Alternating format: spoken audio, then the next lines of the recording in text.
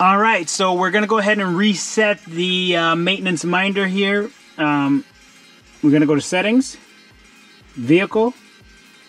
I'm gonna scroll all the way down to the bottom, maintenance information. Here's the maintenance reset here. So we have the oil life, 15%.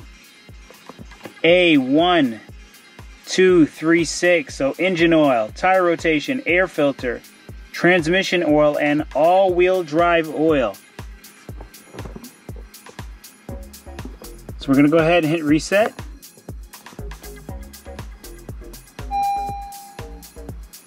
All right, and then you can see right there, oil life is back up to 100.